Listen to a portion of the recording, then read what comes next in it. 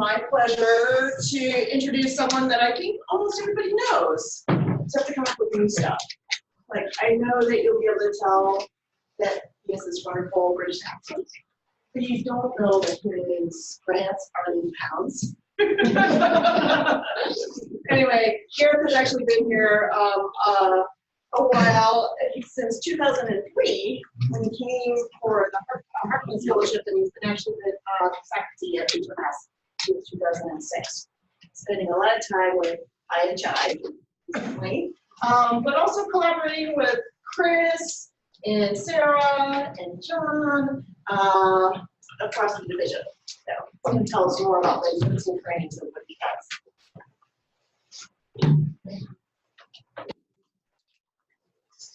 I might just move that. I might just stand here because I can't actually see. Yeah, so thank you. Thanks everyone. So I thought I might spend a little bit of time talking about this what I've been learning, I guess, about improvement and implementation initiatives. But just sort of building on what Elena was just saying, I thought I'd just sort of say a little bit about where I've come from, who I am, etc. And hope you like my British accent. Even after being in the US for the best part of 16 years, I make sure I go to my language therapy class to keep it going. So I guess I'd sort of start off. Yes, I'm originally from the UK. I guess I started off my sort of early career, if you like, probably as a statistician or biostatistician, and then I kind of metamorphosized through the process of getting my PhD into more of a kind of health services researcher. And a lot of that involved doing stuff in neonatal intensive care. I developed this risk adjustment scoring system called CRIB, CRIB2 score, back in the UK, the sort of 1990s, early noughties, zeros, what we call it in the States. And then that got me into sort of pediatric intensive care.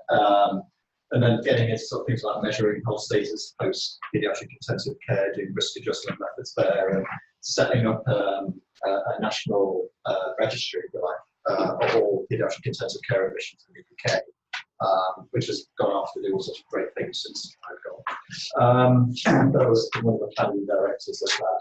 And also doing things, doing work as well in adult intensive care. I did a lot of stuff around risk adjustment, validation of early warning scores, rapid response team evaluations back there. And also while I was in the UK, I was also director of our postgraduate master's program in health services research. So that was my little sort of metamorphosis from, full-on biostatistician to more of a kind of, what do the numbers mean, what can we do with a health services researcher. And around 2002 or so, I applied to become was awarded the opportunity to come over to the States. Initially to be a Partners Fellow in Healthcare Policy. I had two mentors, Marie McCormick and this guy called Don Goldman, who many of you will also know. Like that, it's a smile. And at the time of my health scholarship stuff, I was doing some stuff looking at patient safety attitudes and physician trainings at the time, as well as doing a sort of comparison of some service provision of neonatal intensive care from some data we got from the UK, Massachusetts, and Kaiser Permanente in California. That was my work there. I went back to the UK, and then around 2005-ish, I got offered a position back here as Director of Quality Measurement and Analysis, sort of like title in the, mainly in the Department of Medicine, also a little bit of a role in PPSQ as well. That at the time also got me more then interested in thinking about quality and then quality improvement, if you like. And I kind of, after a couple of years, I went to something called a National Institute, as it's now, for Children's Healthcare Quality, which was at the time embedded within IHI. And as Don Goldman, who was my mentor at the time, was actually at IHI, and I kind of ended up at IHI. When I started, I was working with Chris on trying to understand the validate, if you like, or assess the IHI global trigger tool, which led on to work around some of the trigger tool stuff, gaps work here. Currently, I chair what's called our IHI Annual Scientific Symposium, which I know a few people in this room have applied to. And I've been doing, I suppose, a lot of quality and improvement related research or getting into that field a little bit more. As well as for the last several years, leading some of our RHI internal evaluation work. So that's a sort of potted history of where I've come from, and it's really some of this stuff around quality improvement research and the evaluation related work I was going to talk a little bit more about in detail today. So I was going to talk a little bit, just to sort of ground us, if you like, in terms of sort of phases of improvement and implementation, what that means. Thinking a little bit about challenges to learning from improvement and implementation. And talking a little bit about what we've been calling our core design components, which will make sense when we get there. Maybe, if we've got time, talk about some implementation improvement examples. And then just do a summary and then some questions and discussion. So the phases of improvement and implementation. So just to keep my British theme going. So penicillin, I thought I'd start with penicillin. Alexander Fleming. I think most people, when they think about penicillin, are familiar with the work that Alexander Fleming did. Less people seem to know about the role of Chain and Florey, unless you all did. Does anybody know what they did? Great. I'll tell you. So it was these three people actually who got the Nobel Prize in 1945. Most people kind of think, oh yeah, Fleming, you got that. But these other two people actually had quite an important role too. So let's just think. So that's Fleming. He was a bit of a messy, absent, felt like a sort of classic absent-minded professor type person. So he famously spent a lot of the 1920s trying to figure out how you kill various things of bacteria, bugs, things, stop people dying. And he wasn't really getting very far until he went off on his vacation. And in his lab, he left behind a Petri dish, which famously grew a bunch of bugs in there, and they killed the actual fungus in there, which actually killed the actual bugs he'd been trying to figure out how to kill. So when he came back and he saw this happen, he thought, oh, great. And he did a lot of work to try and see if he could isolate what was actually going on in the Petri dish. What were the actual active components, if you like, or active things in the Petri dish, which were leading to this actual browning. And he was able to do this, and he isolated all the chemical compounds, etc., in there. And this is the makeup of what we call penicillin, the chemical structure of penicillin. That's what we call it. And then actually, for most of the 1930s, he spent an awful lot of time trying to see if he could use penicillin as a sort of surface antiseptic on wounds to see if he could kind of heal those wounds. And had pretty limited success, actually. So by the end of the 1930s, he was pretty much on the point of giving up. When the Second World War started. And at that time, Ernest Chain, this guy on the left of there, he fled the Nazi regime in Germany, came over to the UK, teamed up with this guy, Gareth Florey. And because there was a lot of people coming back from their front lines, all sorts of nasty infections, wounds and stuff, there was a lot more kind of increased attention thinking about how those people could get treated. So they took a lot of interest in Fleming's work. And they were able to test penicillin in a couple of mice who they had kindly infected beforehand. Both those mice recovered, which was great. So they kind of started to grow their degree of belief, if you like, that penicillin might be useful and effective, or started to grow that evidence base. And with that, they were able to team up with this guy, Norman Heatley. Norman Heatley was like an industrial engineer. He was able to work with them to figure out how you could produce greater concentrations of penicillin and bigger quantities of it. So much so that they were then able to kind of go and test penicillin in 20 mice who got infected, and they all recovered. And they're like, oh, we're onto something here. They were growing the degree of belief, growing the evidence base. So at that point, once they started to figure out how you could produce penicillin in bigger quantities, concentrations, etc., they were able to then justify testing this in humans. So they tested it in mice, into work, moving on to humans. And they tested these 3 police officers who had these horrible infections, who would probably have died. They treated them with penicillin, they survived. Great. And it was really with that evidence, or that way of growing the evidence, which then went on to allow sort of mass-scale production of penicillin. And then, the treatment, obviously, saving of lots and lots of millions of lives ever since. And it was that work which got the 3 scientists the Nobel Prize for Medicine. He got a diploma a few years later.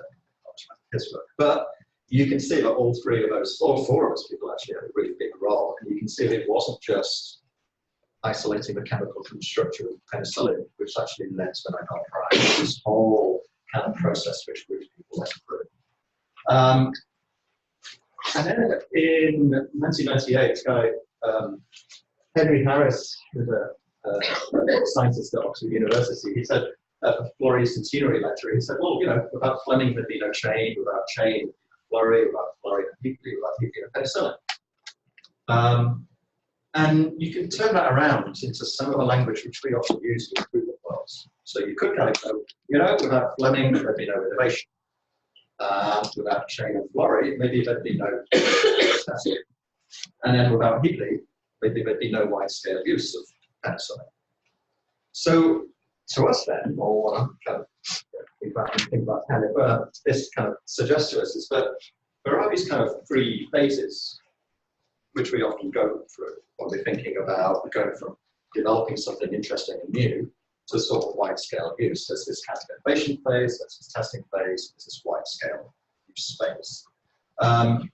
And when we think about that, it also sort of makes us think about, well, what are the right research evaluation approaches in each of those phases? Because the innovation phase, if you like, is about understanding what the thing is. What are the active things, ingredients in that new treatment or even new model of care, if you like. The testing phase, if you like, is figuring out where it might work. And then the more sort of wide-scale phase is really about asking the question about, well, how can we actually now, going where it is, going where it might work, how do we get it out to all those places which look a bit like that, where we think it might work. Just for full disclosure, we also know that things like this are not silver bullets, if you like, which, because to give me penicillin, I'll have a big rash, I'm allergic to it. So we know that things don't necessarily work everywhere. So there's a whole kind of issue about making sure we get it to the right places too. So what this kind of then leads us to, I suppose, is bearing in mind those three phases, is some of the sort of challenges to learning from improvement and implementation.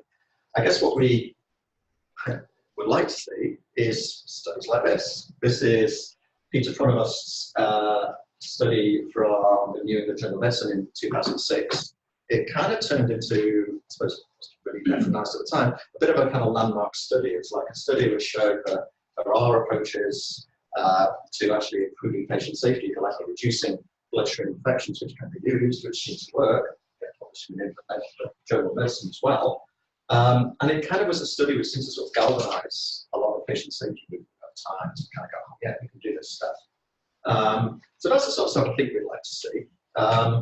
Or even maybe this, which some people really might know a little bit about, I guess, which has potential, seems at least in a lot of published literature to have potential too. Fortunately, what we see with more increasing regularity is stuff like this. These are two examples of some evaluations which were done of some patient safety work not that long ago. So the top one is a study which was done in the UK, which was an initiative, it was an IHR initiative actually to try and improve patient safety in a number of organisations in the UK. And basically the external evaluation found it didn't really produce a great deal of relative improvement relative to the organisations we were working with, which is like, the bottom one I think is probably a little more famous. This is a surgical safety checklist study, which was, so a surgical safety checklist study was obviously, work was obviously developed sort of locally, really, by Axel Grandy and colleagues. Seemed to be quite effective, seemed to work, seemed to produce a lot of improvement. When it was applied across the whole of Ontario, this evaluation suggested it didn't seem to have an awful lot of improvement. And it's like, this isn't good. And this phenomenon has actually got a name. This guy, Peter Rossi, was an American program evaluator. He described it as the iron law of evaluation, which he argued that as a new model is implemented widely across a broad range of settings, the effect will tend to zero. Yeah, great. So we should just give up and go home. but actually, we might want to think about what might be going on here. So I'll try and use the safety checklist as an example to kind of prove it. So we know it was developed in 1 or 2 places, probably locally. I guess that's what one of your colleagues. And so maybe it was developed in a sort of narrow context, some local hospitals here. Maybe what happened was a few places, other places around the area, places around the US, or the large medical centres went, that looks interesting, maybe we'll do that too. So they took the checklist, applied it, it seemed to work in most places. But then as we think about maybe other countries, other settings, other types of hospitals, so not just academic medical centres, maybe the smaller hospitals, hospitals with a different case mix or different models of care, etc., start using this. Maybe it doesn't quite become effective. Maybe if you just take one thing and just reproduce what you think it is without any amendment to it or any change to it, we shouldn't necessarily, and we do it in lots of different contexts. Maybe we shouldn't necessarily expect things like that to work everywhere. It's like there's not, if we really think about it, there's not really any reason why something we say works at Brigham, really by has any necessarily right to necessarily work in a small hospital, say in Ohio. There's not, there's a different models of care or different payment systems, all sorts of very different things which you might need to think about. But maybe that's actually what might be happening a lot of times, which suggests maybe when we're thinking, and especially when we're thinking about things like evaluation of policy improvement initiatives, maybe we might be sort of asking or defaulting not necessarily to the right question. Oftentimes I think we default to this question as something like, does it work? And the answer is either yes or no. And when we sort of get behind what that means, it often means, does it work? And the answer is either yes, it works everywhere, or no, it doesn't work everywhere, and so therefore it doesn't work. That's oftentimes what we sort of sits behind that question. And maybe a better question is to kind of go, well, actually, where can a model work? Or better, where can a model work, or maybe be amended to work? And for the quality improvement field, that amendment piece is really quite important. It kind of goes, because an awful lot of what we do in quality improvement is we give people examples of things which have worked. And we say, okay, you take some great ideas from that and you test it using these nice quality improvement methods to see how you can test and tailor it to your local setting. So start there, here's some ideas, see if that will work for you. It gets a little tricky when you can tailor something into an entirely new thing, which isn't actually the thing in the first place, but that's essentially the idea. And if you think about it, it's like, here's kind of oftentimes what we see and what we do. In quality improvement then, what we actually do is we don't necessarily give people a detailed set of tasks or fixed protocol. What we do is we try to back things up into what we call core concepts or theories. We try not to use theories because theories scares people, so we kind of call core concepts instead. That seems to sit better. So this is like an example from the rapid response team. This is very simplistic, but so oftentimes, what we could have done is say, you need to use a physiologic scoring system that has to be used, and you have to use a score of 5 or above.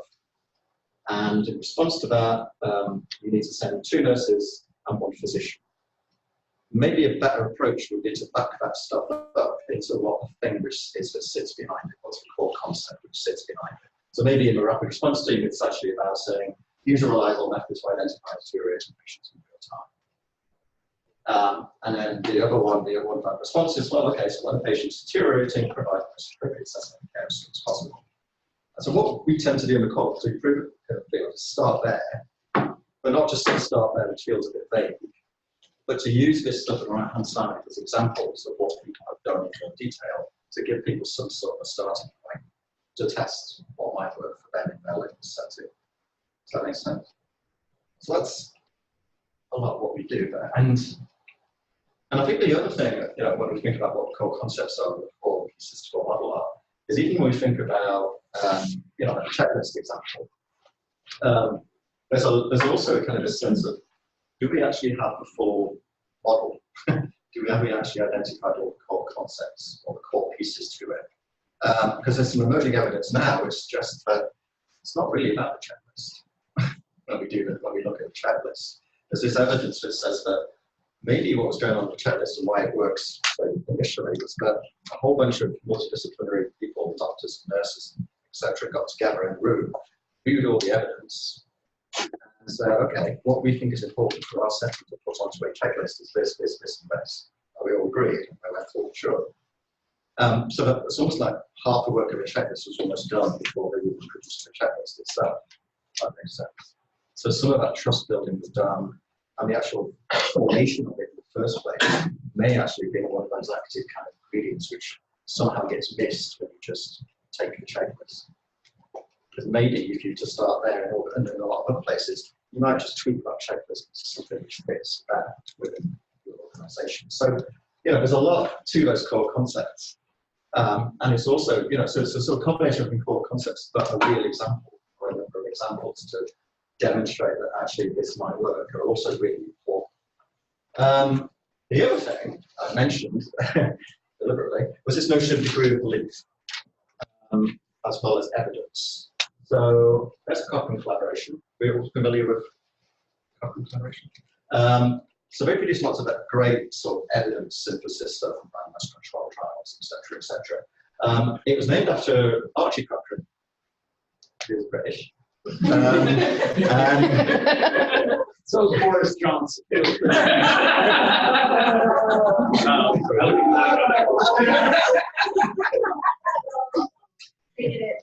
Not in a position to judge other countries. So it's named after a guy called Archie Cochrane. He did a lot of work in South Wales, and he did a lot of work looking at the epidemiology of lung disease in coal mines in South Wales. So he knew all about the epidemiology of lung disease, what gives people lung cancer, etc. So there's Archie. He looks like Archie. Is he acting in accordance with the evidence? Not really, I guess. So, it probably helps to explain why if one of the sort of founding names of the evidence-based medicine movement doesn't sort of act in accordance with the evidence, we probably have that much hope that everybody else would, really. But we also think about what might be going on here. So, we don't know, for example, exactly why Archie's maybe he doesn't think that the evidence, because it was relatively young evidence at the time he was around, maybe he didn't think the evidence applied to him. Maybe he thought that cigars were a better way were fine as opposed to cigarettes. Maybe that's okay. Maybe, tobacco is pretty addictive. So, maybe he didn't have the tools to stop smoking. Maybe there was lots of social pressures to keep him smoking as well. So all these other things could be going on to keep people just sort of not necessarily acting in accordance with the evidence as well. Those are a lot of things we need to think about when thinking about improvement and implementation as well. And one of the things that the improvement sort of quality improvement methods try to do is give people those tools to test stuff for themselves, or to essentially do this kind of experiential learning piece to kind of go, oh, okay, I can see that by doing this, this might work.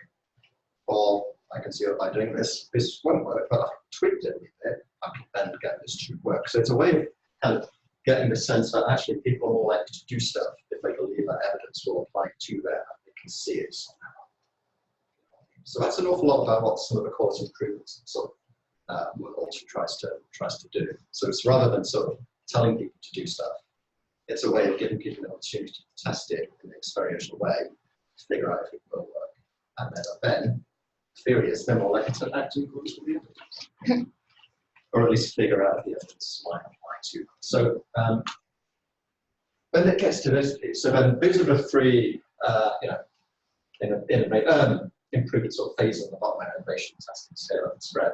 So oftentimes then what we should have then is a whole bunch of great innovation, great ideas. And we should be doing some sort of testing to see if they work, see if we could figure out where they work.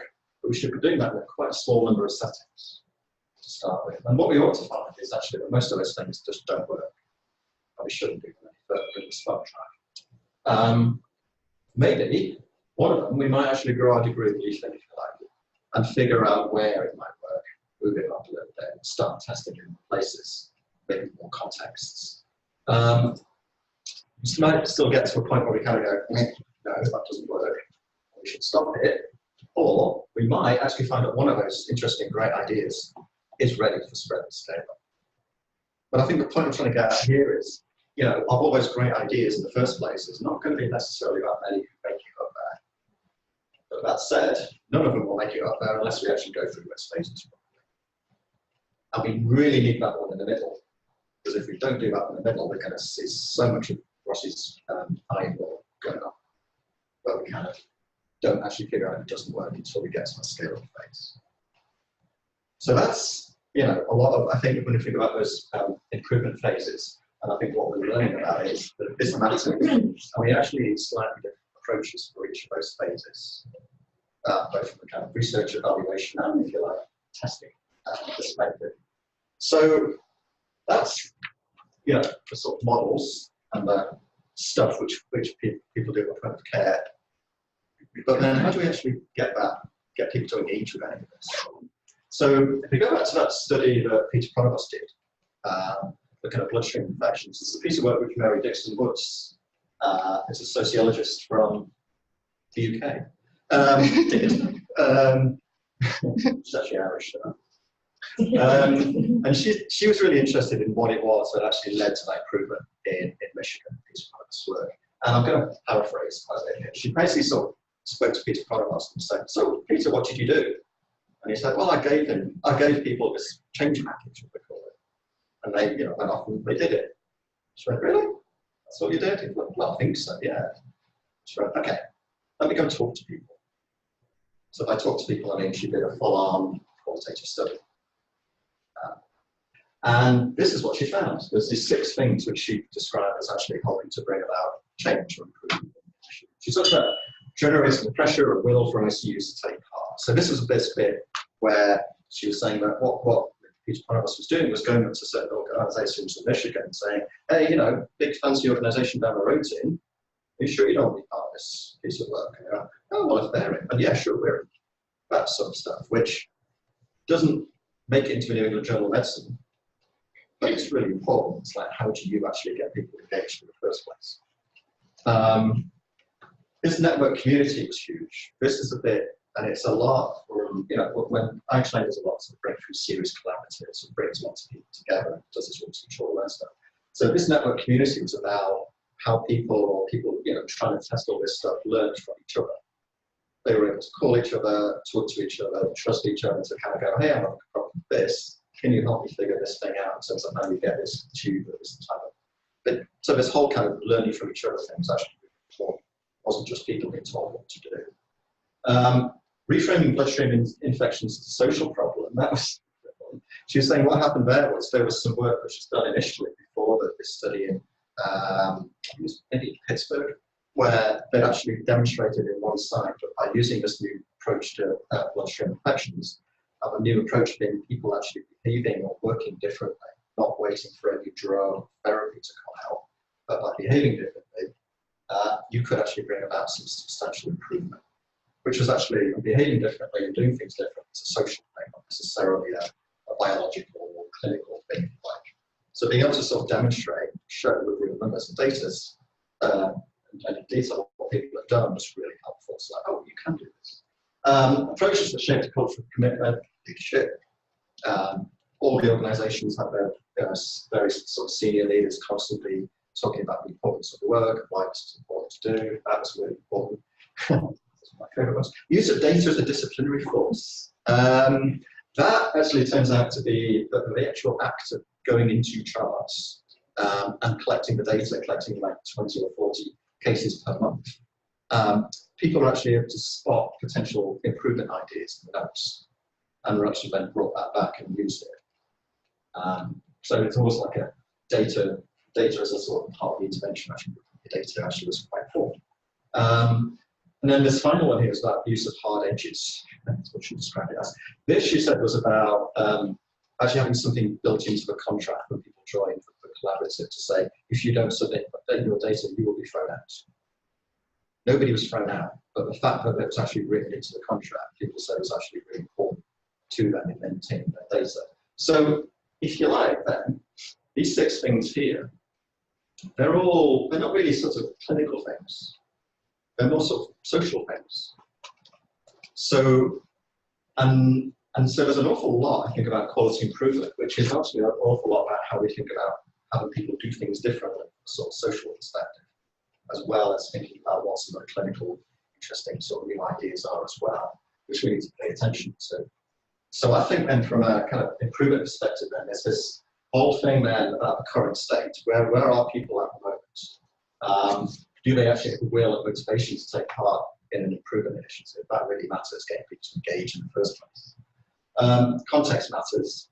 Interventions probably need to be amended to the local setting, local context, if you like. Initial concepts are probably really important too, just to figure out what the core kind of principles, what are the vital things which have to happen, which can then be sort of tailored to a local setting. What might those things be? So maybe those are the best place to start, to sort of, as a starting point for people to test a way to something which might work for them. Something which is a really interesting colour. Social change as well is also really important. The idea that any kind of improvement requires social change, and people are actually more likely to do something if they believe it actually works for them. But all those things I think are really important when we think about improvement. And I suppose what we've been then doing, having sort of understood or seen some of this from all sorts of different perspectives for IHI, is to kind of think about, well, okay, what does that mean for us at IHI? And one of the things which we've been found to be quite helpful to us is this thing here. This is the Kirkpatrick Evaluation and Learning framework. It's got these 4 levels. And it resonates at IHI because a lot of our work we do as these sort of collaboratives, we bring people together to learning sessions. And we teach people stuff. We teach them improvement methods, we teach them this kind of clinical context. So there's a kind of learning element which goes on here as well. And we're kind of looking at this and going, oh, okay, so Kirkpatrick's evaluation framework's got these 4 levels. The first one's what? It's experience. Do people have a good time at the learning sessions or good experience? Is it, is the room good temperature, is the light good, all that sort of stuff. And people are actually good teachers. What's that like? And then that might get us to, people have a good time, and more likely to get us to level 2, which is about, did they actually learn stuff? And that for us, IHI might be to go, well, did they learn stuff and then go back to their own organizations and start applying it and testing? And if they start to test, maybe they'll get to level 3, which is, do they then see change in those process measures? And if they get to level 3, maybe then, they might get to level 4, which is those changes in those outcomes. And why that's kind of helpful, or why that's been helpful to us, is that many times in the past, a lot of IHI's models have been evaluated on the basis of whether or not they hit that level 4. And if you like, when there's this kind of improvement initiative that's going on, when we've designed them, and you think about some of the stuff which Mary Woods was talking about in terms of how you set up a framework or improvement or implementation strategy, there's all these other things to think about too. And sometimes what can happen is we might have got exactly the right changes, but something's gone wrong with either the experience or the testing piece or the teaching piece. But if an evaluator comes along and kind of goes, oh, you didn't see any changes in outcomes, that can also, by mistake, kind of lead to people concluding, oh, the process measures were wrong, the changes were wrong. Maybe that's not the case. What can also happen, of course, is that we can get we can do great with the experience stuff and the testing stuff, which is an awful lot of what we actually do, and the changes aren't quite the right ones. But the sort of implementation strategy was great. And maybe an evaluator, if only looking at that last thing, could then kind of conclude, oh, the whole thing is just not right. So by breaking out these kind of things into these 4 areas, it's given us some way of being able to then kind of go, okay, how are we going to walk through these 4 kind of levels? What is it? What's the sort of experience we need to be giving to people? What is it we're going to be teaching them? What do we expect them to learn? What are they then going to do with that? And it starts to sort of build into the stuff which Mary was talking which also kind of opens up all sorts of interesting ideas about how we can test different approaches to implementation strategies. So that's been quite helpful to us. But when we tried to sort of talk this through with a bigger bunch of people, so this is a Salzburg Global Seminar from about 3 years ago, which I got the pleasure of being invited to find me in there somewhere. We got to sort of talk about some of this, and we came out with this other framework instead, which is very, very, very, very much related, actually. It's got this notion of when we're thinking about learning from improvement, what is it we need to do? We need to actually bring together the stakeholders. The stakeholders are funders, they're often implementers or improvers, they might be people like IHI, but also people who work at care. Because you need to really get all those people on the same page to agree what the whole thing is. What is this theory of change? The theory of change is going to relate to what? It's going to relate, so it's those different changes we're trying to make. It's going to relate to the how. Like, is this going to be a collaborative? Let's rerunning sessions. What's the basis of that? How's this really going to work? So it's going to relate to the context as well. And that then, if people can agree on that, might then get us to a final kind of improvement program design that also gets to the right evaluation design as well. So actually think about what are the right questions we want to be asking of this particular piece of work, which might give us an evaluation design, which might give us some really interesting ideas and answers. The other thing it might do, is help us think about this thing right up here. This is an evaluation continuum, if you like, where in some situations we might need a pure external evaluator. That might be helpful to us to answer certain types of questions. In those situations, maybe a highly embedded evaluation might be more appropriate. And as I'm thinking about the literature and stuff and some of the conversations happening, I suppose, more widely at the moment, that highly embedded evaluation stuff could also be things related to like embedded researchers, if you like, and it also might get at things like learning healthcare systems. The learning healthcare systems with embedded researchers, that's more about people doing the research within an organization.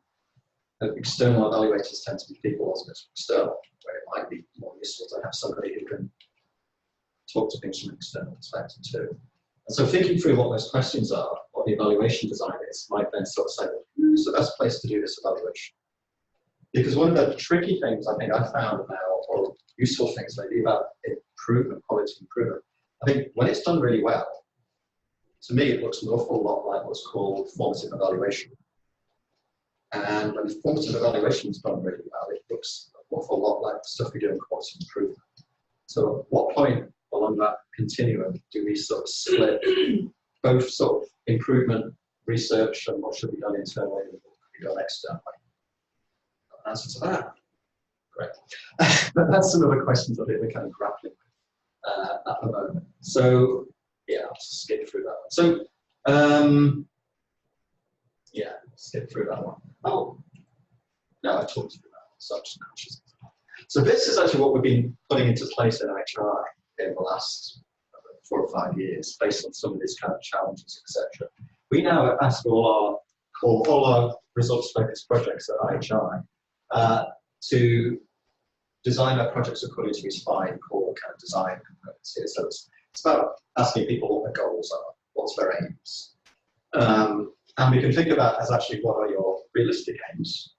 Talk down what your sort of big, audacious goals might be.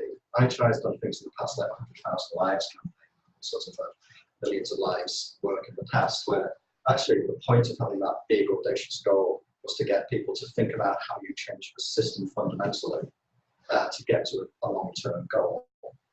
Not always necessarily being that's where we want to get to, that's where we're definitely going to get to, but it's a way of reaching for the stars, if you like.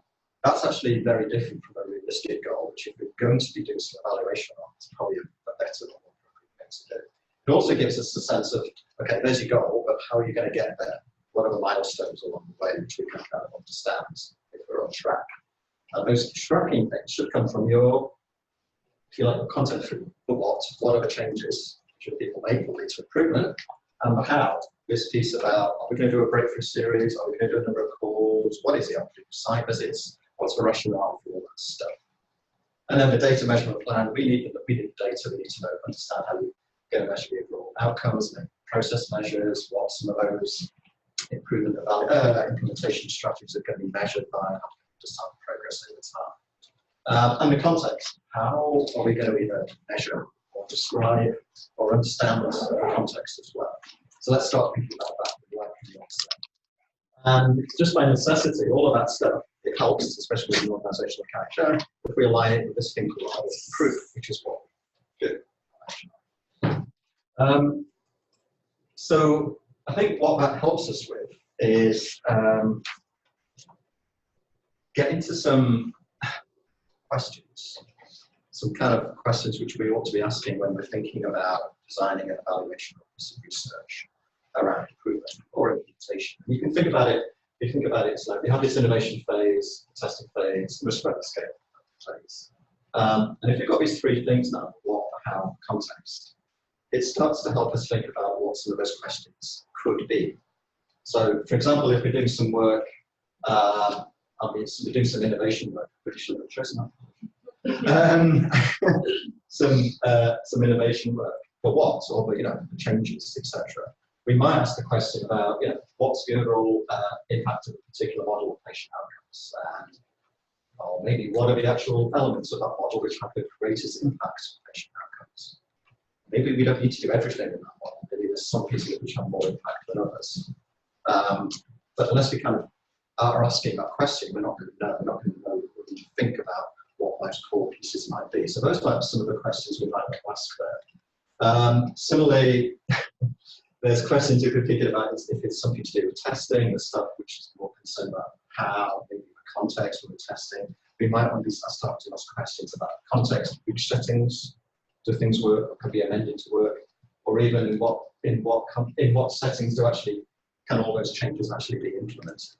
Where this actually gets to, and I didn't bring this slide, I'm just going to go in that direction. There's a whole thing emerging in implementation sort of research science right now called implementation outcomes, which starts to get into some of these questions. And I think it's a way of bringing together this kind of Kirkpatrick framework, these three phases, and start to blend in the kind of implementation outcome questions, which are things to do with fidelity, and whether people are actually willing to try things, and acceptability, etc. And then penetration, cost, and all that stuff. You can sort of start using those and kind of go, where am I in this phase or in this piece of work? Am I innovating, testing, spreading, scaling? Am I interested in what it is, how we're going to implement it, or kind of all the context, or all three? The other good thing about this is that it can also help you by sort of going through its grid. You can also realize that, gosh, my research study is asking about 10 questions. There's no way I can answer all of those. So I might have to think about how I'm going to prioritize future questions too.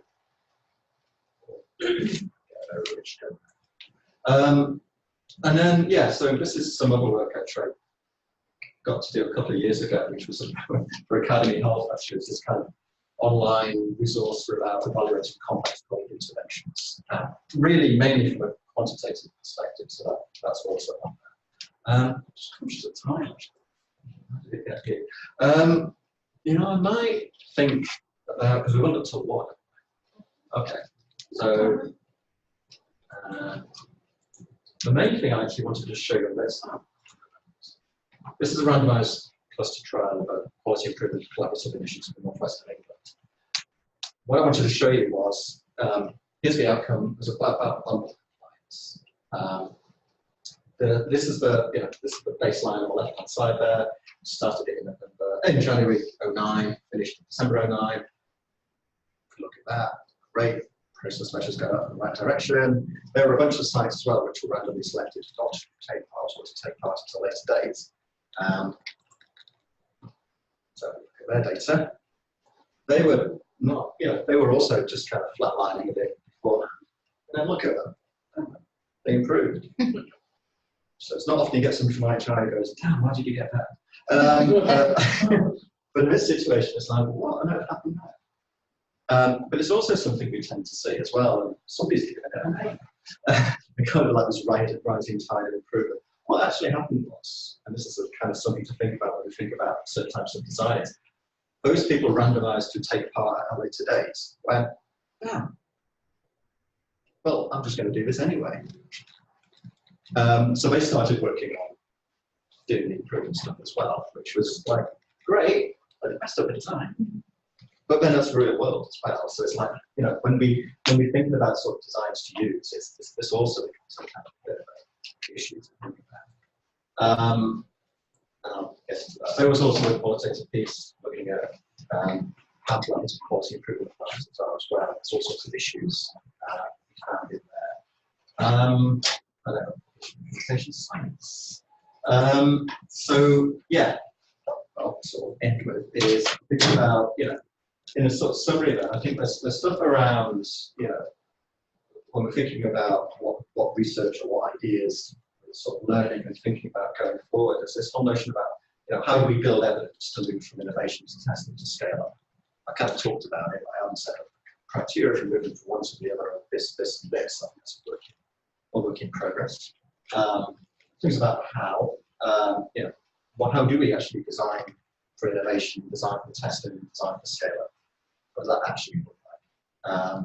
Measurement, how do we actually measure to understand outcomes and progress towards outcomes? How do we bring in all these implementation outcomes too?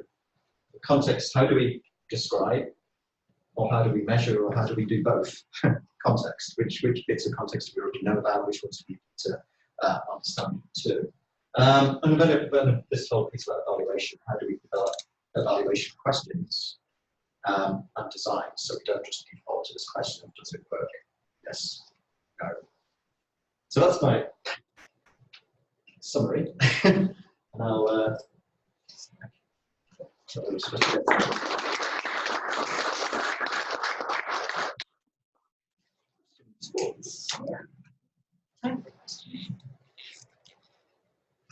It was implementing and disseminating and integrating.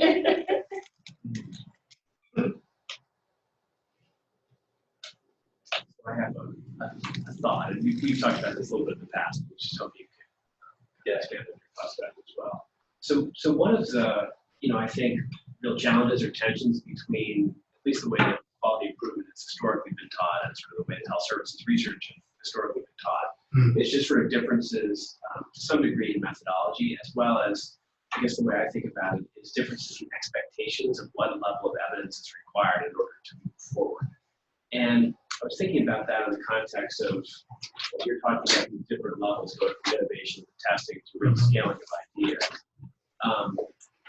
Sort of what your thoughts are about kind of how are we using the right designs for those earliest stages to sort of help move things through that process properly, or I guess how would you think about the methodologies versus health services research methodologies in that kind of framework?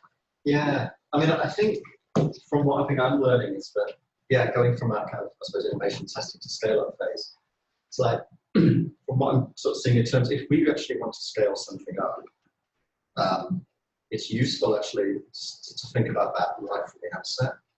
Because I think a lot of what we're learning about what you need to scale up are that you really understand what the model is, what are absolute have-to-dos, and what might be sort of things which can be amended and tailored.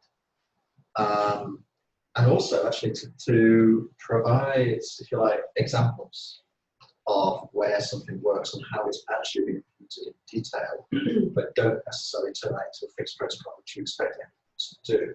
So it's almost like if you think that's where you need to get to, what you need to provide further down the line. When we're sort of designing some of that stuff at the outset, I think bearing that in mind is really important. So it's almost like the outputs of that successful innovation would include those pieces, as well as the evidence which says, in this setting, this was the improvement in patient outcomes. Because I think it really is about patient outcomes right there. That occurred as a result of applying this model in this context. And maybe that's all success needs to be, interestingly, at that kind of early stage. And it doesn't necessarily, success at the early stage I don't think, needs to be, we develop this model and it works in all these places. It might be better just to sort of narrow it down a little bit and kind of go, this setting, success was this is how we did it, and with this kind of effect, right, which then sets it up for the next stage of the testing phase. Right? So sometimes I feel that sometimes when we publish something with within quite a few settings where it works, and you just show the results, it almost then gets sort of taken out straight to the front scale phase straight away. So it's, do you know what I mean? So there's something there. Yeah, I do. But that also suggests to me that even at that earliest phase, so-called sort of simpler experiment, smaller scale thing, that's a lot of investment of resources and measurements to understand all those things, right? To make sure you've got a sufficiently rigorous design at the outset that you can be really confident that the thing works, at least in some limited context, and then to have enough understanding of what the actual factors were that you begin to project. What are the core elements, or what's the concept here that we're going to try to take to the next phase, and then push it. Yeah. It might be. Yeah. It might be. I mean, it may be that you could also probably, maybe, I suppose what I'm trying to suggest is at some point we need to be aware that we need to be able to collect that stuff. Maybe it's not right at the very beginning. Maybe you don't get to understand the full kind of context or full kind of things until you've tried a few places. Right. And I'll say that because actually, I'll go back to Ray Dixon Wood's study in Michigan. When the Michigan work was actually applied in the UK, so tried to export it to the UK, it didn't work, even though they actually tried to embed all those things which Ray Dixon Wood found. And the reason it didn't work was she Ray Dixon Wood saying afterwards, she said one of the things she missed out of those 6 things was the presence of a what's it called, a champion. The charismatic leader, was a presence of charismatic, which actually was his progress in the Michigan work. But because that was essentially a study of one, even though it was a big study, they didn't realise that that's what that was until he wasn't there in the UK. So, there's also this notion that you can start in a few places, and some of this stuff around the context about all the active things are maybe doesn't emerge until a little bit further down. So, yeah.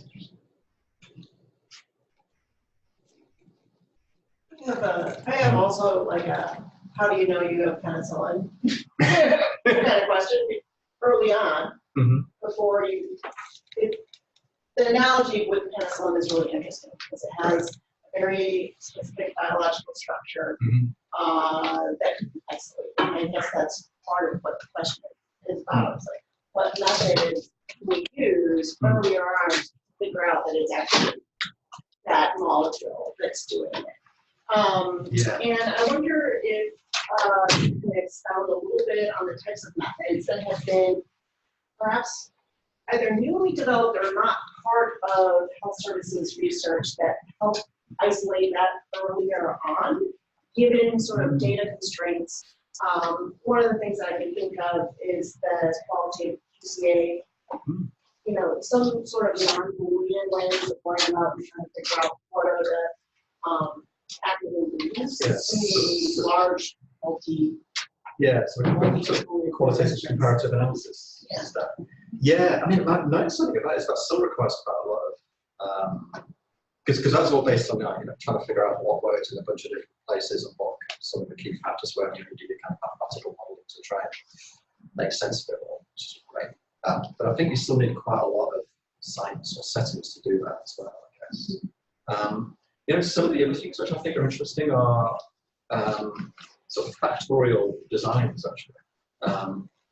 Oftentimes when people do things like experimental approaches, it's usually a randomized controlled trial with 2 things in it, new thing or standard. But if you go back to some of the sort of Fisher and all those people who kind of devise this kind of early randomized controlled trial stuff, there's actually all sorts of other things you can do as well. So you can have all these kind of multifactorial approaches. So it might be like, let's see. So maybe, for example, that you could think about the rapid response team thing. So it might be to say, we're going to randomize patients, and it could be we're either going to get 2 nurses or 2 physicians, and you can randomize it. So those are 2 factors. There's the nurse and one, the clever physician one. So some people might get 2 of those. Some people might get one nurse, 1 doctor, 1 doctor, 2 nurses. Do you know what I mean? So you same idea as an embedded trial, like a series of embedded trials. You can do it at the same time. In theory is yet to see this done in published literature that well. The theory is you can actually do it at the same time. So one day, so maybe one day the response is going to be 2 nurses, 2 docs. The next day it's going to be 2 docs, 1 nurse. But it's going to be 2 nurses, 1 doc. You know what I mean? Or if you feel like you really do it, you're going to randomize it every time. That suggests it's very confusing. But there are some approaches which might be worth, being able to sort of test multiple different things that's, in a relatively short period of time. That might be it. That's something which we've tried doing that. I've been involved in the study of that back in the UK, which was about giving people a trailer video actually for to tell them what to do when they come out of surgery. And it's like thinking about what the time might be. That taught me how complicated it actually is in practice. But those are some of the things which I think might be interesting as well as the qualitative comparison approaches. But yeah.